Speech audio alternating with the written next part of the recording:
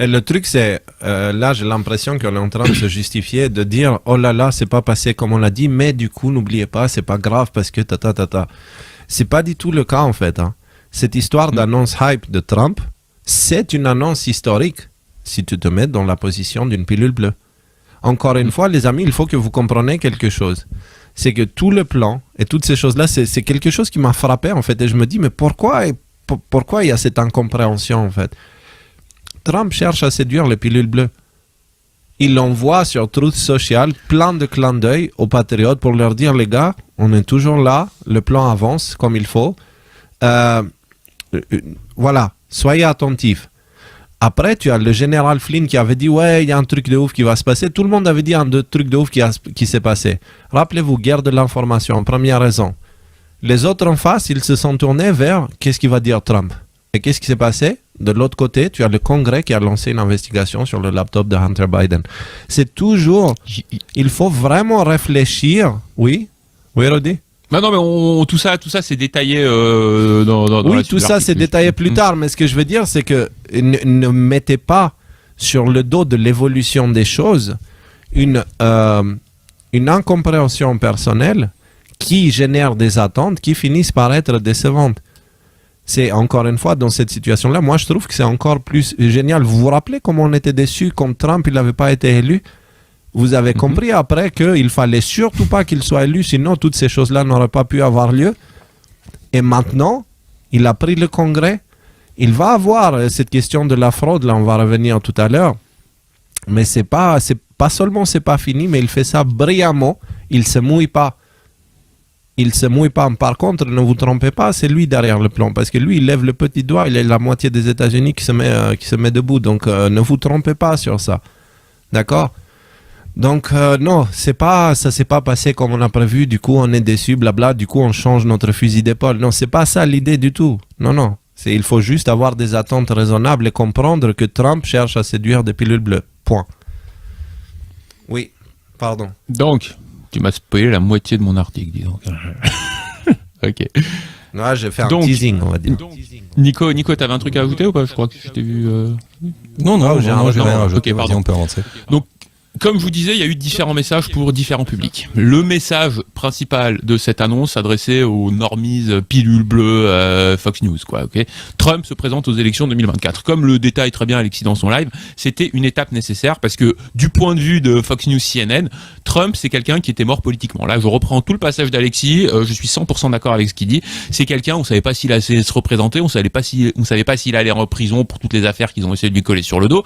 Donc en gros, il fallait faire un axe fort pour dire, ok, la direction du plan, Trump se représente en 2024. Donc ça confirme la direction du mouvement, ça met un frein modéré, je veux dire, on peut avoir différentes interprétations à certaines tentatives de déstabilisation du mouvement, par exemple tout ce hype qu'il y a eu autour de Ron DeSantis qui pourrait éventuellement le remplacer. Et il y a deux choses qui sont importantes, sur lesquelles Q nous a prévenu.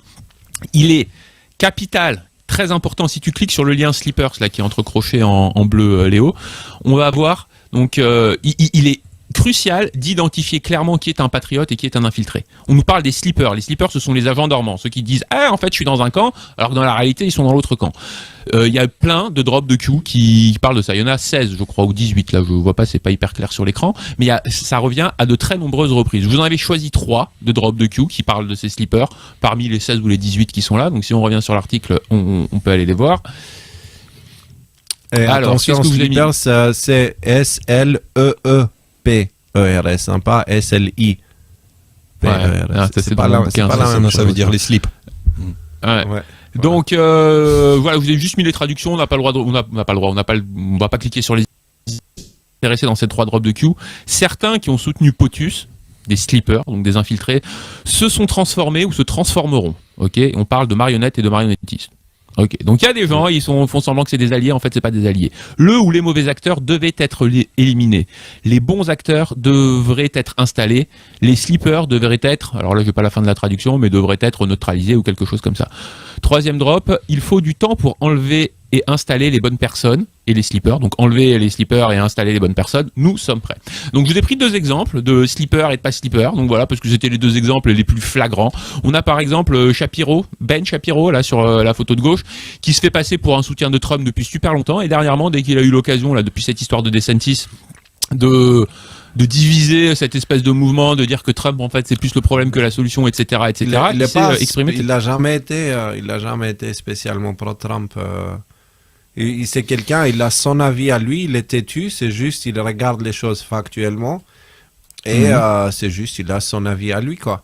Mais il n'est pas vraiment pro-Trump, et là, la position qu'il prend, c'est juste, il suit un petit peu le mainstream, mais je lui accorderai pas plus d'importance que ça, c'est juste un YouTuber. Tout à fait. Bah, exactement, pas tellement plus d'importance. Un gros YouTuber, très gros YouTuber, même, mais faut pas lui accorder autant d'importance non plus. D'un autre côté, voilà. L'autre exemple, c'était juste pour illustrer, on a Carrie Lake qui se retrouve quand même en ce moment assez dans la merde. On lui avait promis l'Arizona qu'elle allait gagner, qu'elle a probablement gagné d'un point de vue électoral, mais qu'elle s'est fait voler pour des histoires de fraude électorale. On reviendra un peu plus tard dans le détail là-dessus. Il se passe beaucoup de choses en Arizona là-dessus.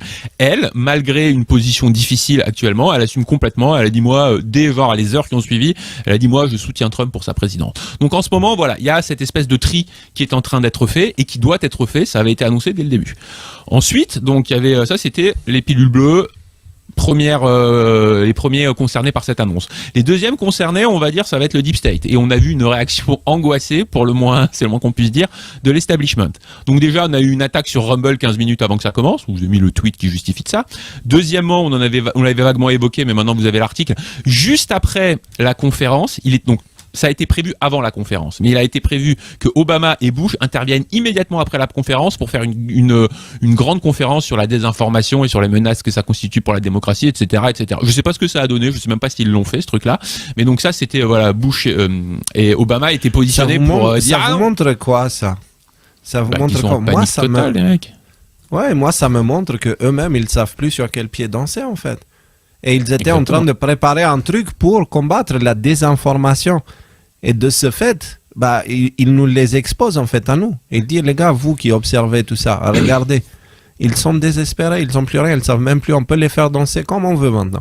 On peut leur faire croire qu'on va tout révéler demain et ils ne savent pas quoi faire. Et donc on peut s'attendre raisonnablement à ce que plusieurs enquêtes que Pelosi a bloquées puissent reprendre. J'ai écrit reprendre, on pourrait même être commencé. Et on pense notamment à celle-ci. Alors je vous ai mis un petit peu des choses qui pourraient arriver dans les jours, semaines qui viennent. 8 mois après les émeutes du Capitole, donc en fait là c'est le nom de l'article, mais en fait ça fait 23 mois maintenant, des milliers d'heures d'images de surveillance, de vidéosurveillance de l'attaque du 6 janvier restent secrètes. 14 000 heures de vidéos qui n'ont toujours pas été publiées dans cette enquête du 6 janvier, blablabla. Juste, qui bloquait ça déjà? Qui bloquait ça? Juste rendez-vous compte. Qui bloquait ces vidéos-là de sortir? C'est le Congrès. Maintenant, de quel côté il est le Congrès? Du côté de Trump, patriote. Voilà. Donc, qu'est-ce qui va se passer par la suite? Est-ce que vous comprenez que toute cette histoire de morosité, de perte de confiance, de machin truc, ce sont des rumeurs qui ont été sorties par les trolls psychologues de l'opposition, tu vois. Et ils ont mis dans la tête des gens des attentes et ils leur ont dit, vous allez voir ce que vous allez voir. Et maintenant que ça arrive, ça leur dit, vous voyez, c'est de la merde. Faut pas tomber dans ce jeu-là. Gardez les yeux bien ouverts et ne faites confiance à personne d'autre que votre cœur. Encore une fois, soyez autonome, ne soyez pas dépendant ni d'Alexis, ni des décodeurs, ni de qui que ce soit. Il faut que vous voyez avec vos yeux, entendre avec vos oreilles et œuvrer avec votre cœur, pas autre chose. Pardon. Parce que là, c'est quand même énorme, putain, c'est quand même énorme. C'est une très bonne... Nous, on va avoir du pain sur la planche, hein, là, les médias alternatifs, on va avoir du pain sur la planche, et moi, franchement, je suis assez excité. Et franchement, comme le disait Léo, je vous ai montré, ouais, c'est vrai que mardi, quand je vais me coucher, je dis, man, puis après, quand tu réfléchis, tu te rends compte, mais en fait, tout va bien. Sauf, tout va pas bien si tu t'attendais à ce que tout se termine dans 2 semaines, et que, ouais, on retourne à la vie d'avant, et tout ça, mais c'est pas ça qui va se passer, et ça... The investigation reveals a family that engaged with some of America's most powerful adversaries, planning to sell one of the largest sources of cobalt for electric vehicles in the world to the Chinese, for example. The Bidens flourished and became millionaires by simply offering access to the family. Among the dozens of shell companies the Bidens set up, there were millions of dollars of wire transfers, flights on Air Force Two, to conduct personal business and meetings with heads of state, all while Joe Biden was aware of what was happening. All the while, he turned a blind eye. Many transactions related to these businesses have raised red flags at U.S. banks. A suspicious activity report, or SAR, is a document a bank must file with the Treasury Department when a transaction is suspected to be related to money laundering or fraud or other types of criminal activity. According to media reports, the Biden family accumulated over 150 SARs. One SAR generated by an American bank to the Treasury Department connects Hunter Biden and his business associates to international human trafficking, among other illegal activities. We also found evidence Hunter Biden sought to evade these SARs using his financial advisor, coincidentally a Clinton administration official. We will continue to pursue all evidence, and specifically the SARs and bank records in the new Congress. As part of our investigation, we have evidence that the finances, credit cards, and bank accounts of Hunter and Joe Biden were commingled, if not shared. And on some accounts, at least, red flags were raised by banks to the account owner or owners indicating suspicious or illegal activity. Attendez, donc là, c'est pas les décodeurs, d'accord? Ce n'est pas Alexis, ce n'est pas les médias patriotes, c'est le Congrès américain qui vient de faire et d'annoncer une investigation sur les je sais pas combien d'enquêtes qui auraient dû avoir lieu jusqu'à là en fait, et qui parle de trafic d'influence, plein d'autres choses, jusqu'au trafic d'êtres humains. Je crois que c'était un délire de QAnon, chapeau en alu, ça, quand même. Vous la sentez, la tempête, là? Je peux vous dire que les autres en face, ils sont en train de serrer les dents. Moi, je les vois, là, les fact-checkers qui cherchent à nous attaquer, ils font profil bas en ce moment. Ils cherchent à s'amuser avec des jouets, vous allez voir tout à l'heure, c'est rigolo. Mais revenez sur Terre. Et une fois, le destin du monde, il est écrit, il ne changera pas, peu importe si le pain au merguez vous dit que ce n'est pas le cas ou si Macron vous dit autre chose.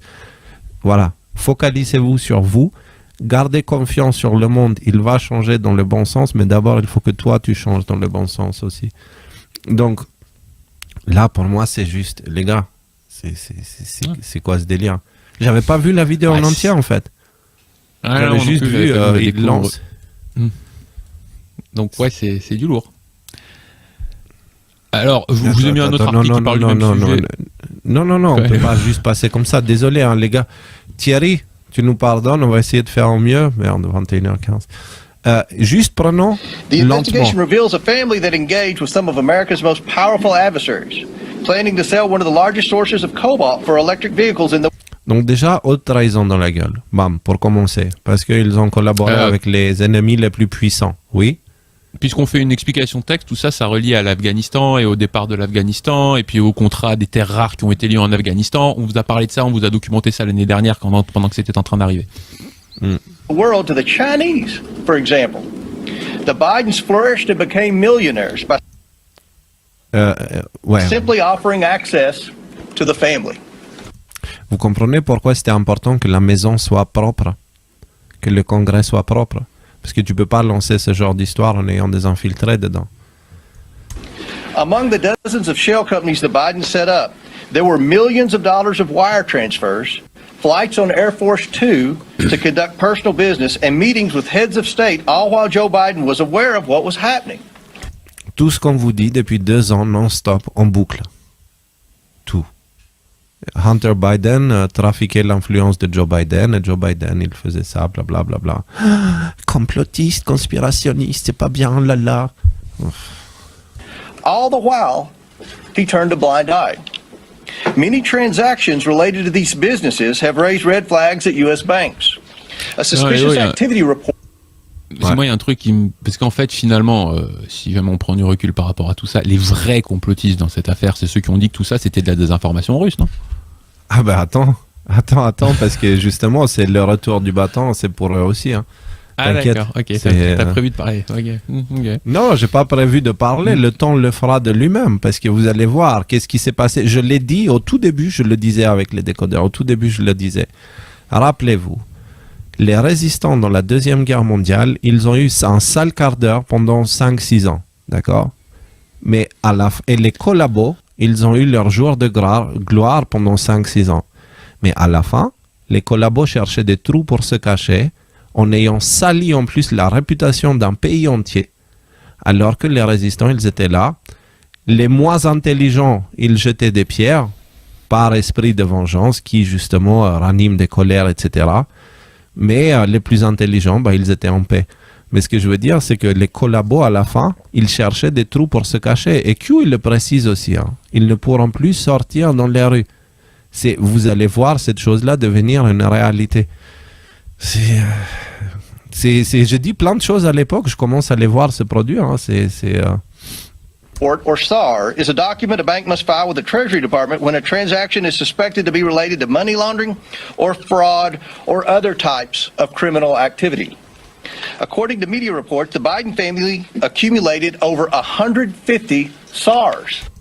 Donc, plus de 150 dossiers qui demandaient d'être pris en compte, qui n'ont pas été pris en compte. Qu'est-ce que ça montre? Ça montre que l'investigation va aller beaucoup plus loin pour démanteler tout le réseau qui a permis à ce que ces choses-là restent cachées. C'est vraiment, ils vont aller choper la saloperie par la racine, quoi. One SAR generated... Etc., etc. Vas-y, dis-nous le... Voilà.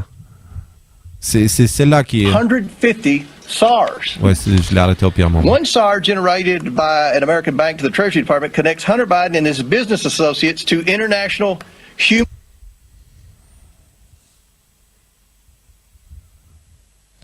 Pardon? C'est... De quoi, en fait, ça avance pas exactement? Quelqu'un peut me rappeler? C'est ce qu'on vient de raconter avant. Aujourd'hui, on a le Congrès qui se met en place pour aller botter le cul du pouvoir en place qui est contrôlé par le Deep State aux États-Unis. Donc ça, c'est l'aspect politique. Et sur l'aspect spirituel... Même s'ils n'y arrivent pas, ça ne veut pas dire que c'est notre seul choix. Ça veut dire donner tout l'espoir et toute l'énergie positive du sauveur sur une entité politique et donc nourrir les princes de ce monde. Mais ce n'est pas du tout comme ça que je fonctionne et c'est pas du tout quelque chose avec lequel je suis d'accord. Moi, je pense et vous voyez, on n'est pas une secte parce qu'on n'est pas d'accord entre nous, donc on n'est pas une secte. Ouais, sauf toi avec tes jeux là.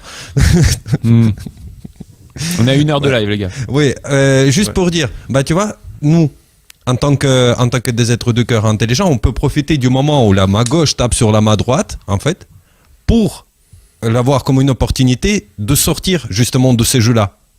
Puisque c'est un moment de tremblement, les choses se confrontent. Donc c'est un moment d'opportunité. On appelle ça des moments d'opportunité. Ouais. Ouais.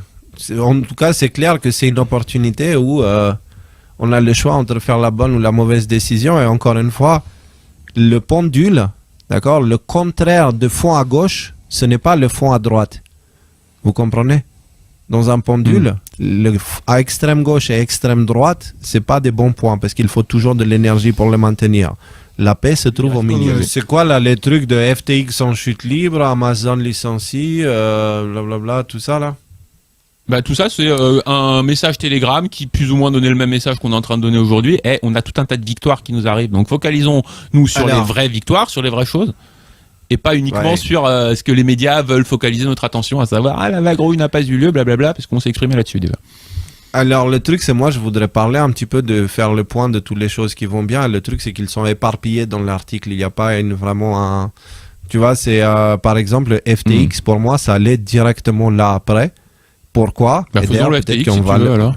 Faisons le FTX parce que ça fait combien de fois? On va faire la version très courte. Lequel de vous deux l'a préparé celui-là? Mais moi. Ok. Ça te dérange si je le prends et je fais vraiment très court juste pour rappeler ce qu'on a peut-être pas dit assez la juste laisse-moi un petit peu la parole si je lève le doigt parce que si jamais tu oublies des trucs comme ça je les rajoute. Mais je vais pas dire grand-chose, c'est juste rappeler. Vous vous rappelez comme vous disiez FTX, c'était une machine à laver. Quand on vous disait que tout l'argent qui va en Ukraine, ok, il est utilisé pour servir l'État profond. Et avec cet argent qui va dans la guerre, pour aider les Ukrainiens, blabla, ils sont en train de financer toutes les campagnes de désinformation et toutes les choses qu'ils font pour maintenir le monde dans un état chaotique parce que ils savent pas quoi faire. Donc, ils ont fermé l'Afghanistan, c'était une énorme machine à laver pour l'argent. Toutes les guerres, en fait, c'était des machines à laver pour l'argent. Ça, c'est un sujet que je connais depuis 12 ans. J'avais fait une vidéo avec J'ai un doute. Tapez sur Internet J'ai un doute sur l'OTAN et vous allez voir, j'ai fait une vidéo sur les véritables intentions de l'OTAN, comment ils détruisent, après ils renvoient beaucoup d'argent pour reconstruire, et en fait cet argent va dans les compagnies de construction qui viennent de leurs potes à eux, qui ensuite revient sous forme de dons dans les poches de certains. Et là, pour la première fois de l'histoire, cette machine est exposée, une de leurs méthodes. D'accord ? Et c'est là où on réalise aussi qu'est-ce que Trump a fait en fermant toutes les guerres. En fermant toutes les guerres, il les a asséchées financièrement.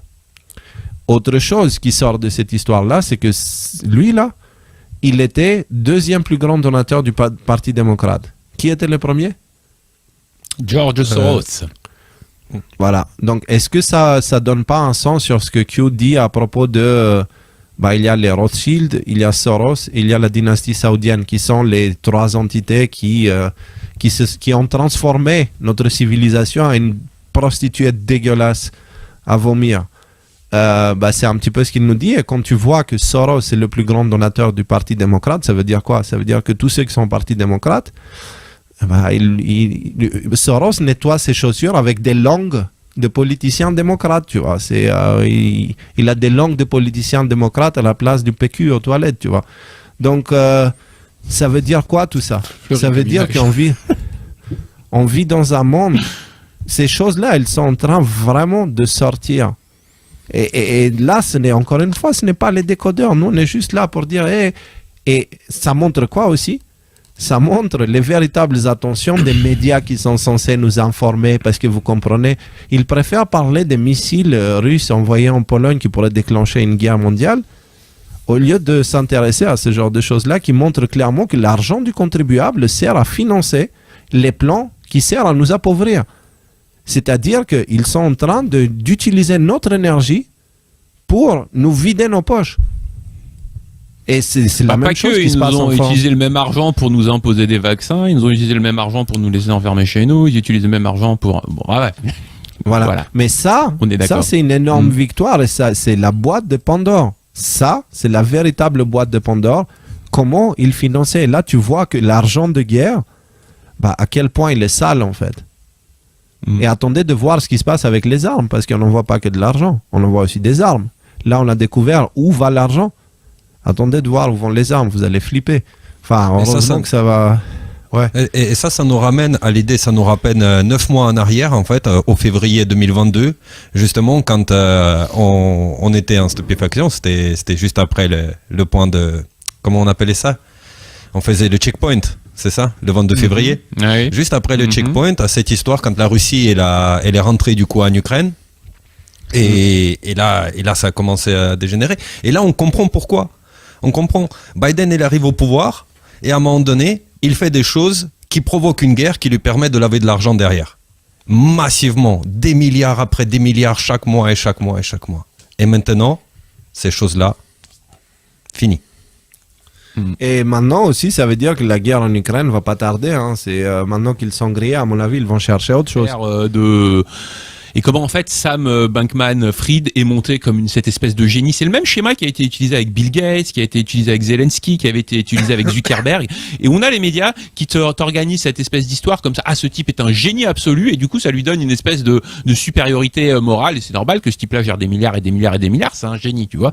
Donc on se rend compte déjà dans cette histoire-là que comment cette histoire de génie a été fabriquée et manufacturée. Deuxièmement, on rencontre Barbara Fried qui est à droite, qui est une personne très intéressante. On se rend compte que la mère de SBF, là, de Samuel Friedman, là, c'est Barbara Fried, donc Bankman-Fried, c'est Barbara Fried, et il se trouve que c'est une opérative du Parti démocrate de longue date, et rien que depuis 2018, elle a deux faits d'armes importants.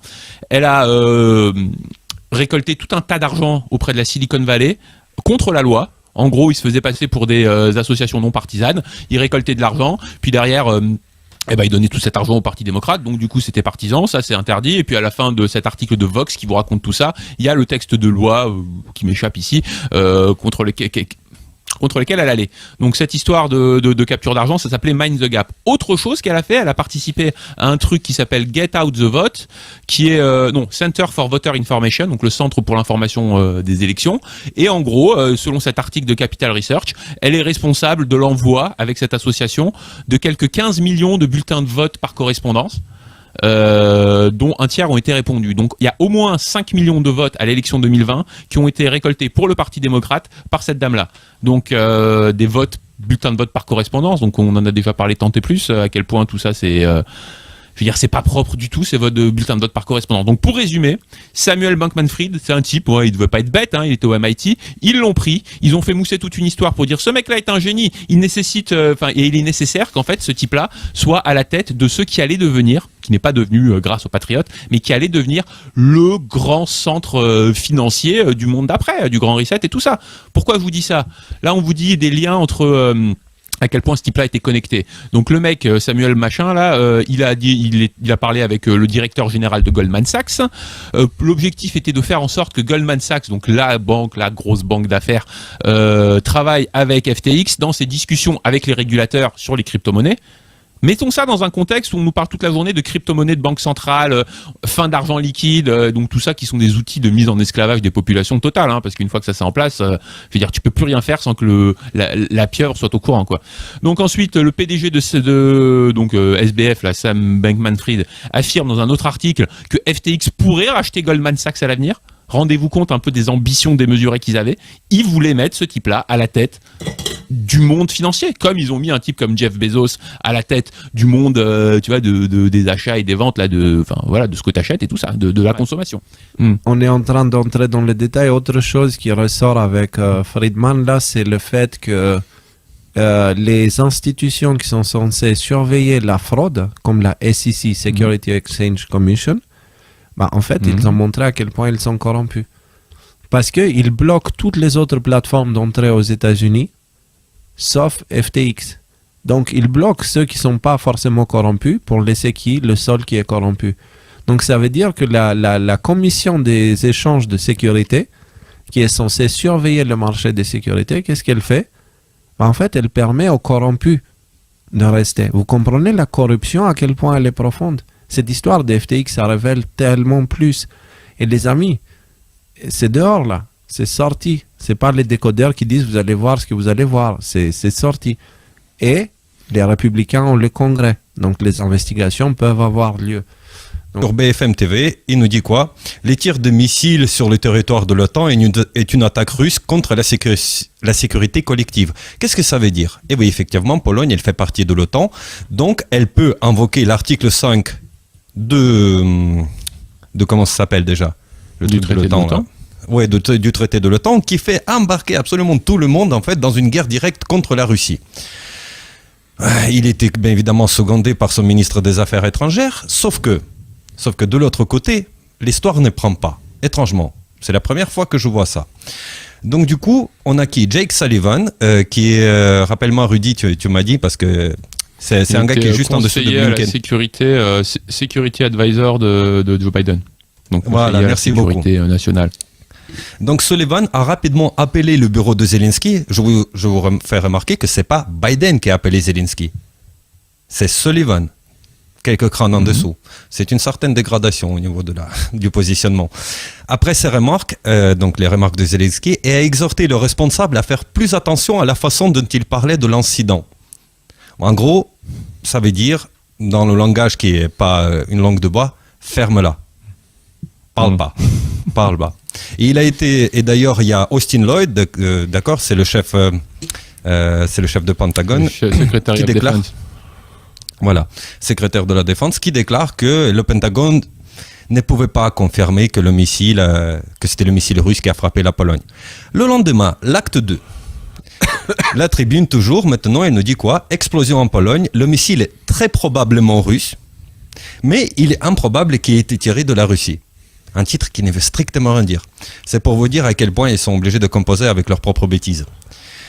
Et ensuite, on découvre dans la même journée, dans un journal polonais, à savoir que la Pologne, c'est certainement le pays le plus anti-russe, certainement de la coalition otanesque, qui a du moins les positions les plus radicales contre la Russie et pro-ukrainienne en ce moment. Voilà ce que nous rapporte Onet, le journal polonais. Mercredi, Zelensky a annoncé « Je n'ai aucun doute que ce n'était pas notre missile ». Mercredi, c'était donc du coup le 16. Le président Joe Biden a réagi à sa position en disant « Ce n'est pas une preuve ». En gros, ils lui disent « De toute façon, tu n'as pas de preuve, tais-toi ». Mais pourquoi ? Parce que Zelensky, il insiste. Il a fait plusieurs sorties dans ce cas-là. Et ensuite, Austin Lloyd aussi, il a rajouté « Nous ne voyons rien qui contredirait l'évaluation initiale de la Pologne » parce que la Pologne, elle a déclaré qu'effectivement, c'était sûrement un accident et que voilà, c'est un missile de la DCA ukrainienne, donc défense antiaérienne ukrainienne, qui serait tombé malheureusement sur la Pologne. Ensuite, ils sont secondés par la Tribune qui, le même jour, relaie la chose suivante. Explosion en Pologne. Pour l'OTAN, il s'agit d'un missile ukrainien. Probablement un accident malheureux, selon Varsovie. Donc là, en fait, ce qu'ils essayent de faire, c'est qu'ils offrent une porte de secours, en fait, à Zelensky. Et à l'Ukraine, ils disent, regarde, on va pas te condamner pour cette bêtise, mais on sait très bien, on a tous les trucs radars, machin, on sait très bien que le missile était ukrainien et qu'il est tombé là. Juste saisis l'occasion et tais-toi. On n'est pas en position de déclarer la guerre à la Russie, quoi qu'il en soit, tais-toi. Le 17 novembre, l'acte 3. L'Ukraine, Zelensky persiste et signe. L'Ukraine dit que le missile était russe. Les experts internationaux, alors là, il y avait des Britanniques, des Anglais, des Français, tout ce que disent, cela devient ridicule. Là, désormais, les déclarations de l'Ukraine sont traitées de ridicule. Ensuite, France Info nous rapporte quoi ? Missile en Pologne. Volodymyr Zelensky persiste à accuser les Russes. Certains Ukrainiens s'inquiètent d'enjeux dangereux. Alors que les autorités américaines ou l'OTAN estiment que la chute d'un missile sur le territoire polonais ne relève vraisemblablement pas d'une attaque intentionnelle russe, Volodymyr Zelensky persiste à pointer la responsabilité de Moscou. Tu peux scroller un peu, Léo, s'il te plaît. Puis ensuite, nous avons à nouveau le magazine polonais Onet, qui dit « Zelensky a changé d'avis ». C'était un peu plus tard dans la journée. Zelensky a changé d'avis à propos de l'explosion de la roquette à Jevdovo. Je ne suis pas sûr qu'il dit. Personne au monde ne peut être sûr à 100% et blablabla. Il commence à changer de discours. Et ensuite, ça est repris par Le Monde. Le Monde qui titre la chose suivante « Guerre en Ukraine en direct. Je ne sais pas ce qui s'est passé », rectifie Volodymyr Zelensky au sujet de missiles tombés en Pologne. C'est maintenant, le gars, il dit « Je ne sais pas ce qui s'est passé ». C'est-à-dire que 1 heure après la chute du missile, il embarque la plus grande coalition militaire dans la Troisième Guerre mondiale, et maintenant, 2 jours plus tard, il dit qu'il ne sait pas ce qui s'est passé. Vous vous rendez compte un peu du degré de l'évolution du personnage. Ensuite, il y a cette vidéo superbe de France 24 qu'on ne va pas regarder parce que je ne pense pas qu'on ait le temps. Elle dure 4 minutes et je vous invite à écouter attentivement les paroles qui sont prononcées par cette dame qui est avec la chemise marron et qui ça part du changement de narrative, de changement d'attitude vis-à-vis de Zelensky et de l'Ukraine globalement. Et que globalement, le paradigme il a changé et que même les États-Unis, ils poussent désormais l'Ukraine à négocier avec la Russie. Ce qui était exclu, et ce qui est d'ailleurs, c'est une chose qui est exclue par la loi ukrainienne désormais. Depuis le début du conflit, c'est une loi qui était inscrite. Imaginez à quel point on est en train de gagner. Ils ont même, avant, ils pouvaient lancer une guerre en mettant la fille de l'ambassadeur habillée comme une infirmière et en disant « Oh là là, j'ai vu plein de bébés morts, oh là là » à la télé. C'est tout ce qu'il fallait pour lancer une guerre et tuer des millions de morts et blanchir beaucoup, beaucoup de millions. Donc pour les jeunes, c'était le prétexte de la première guerre en Irak dans les années 90. Qui était un mensonge.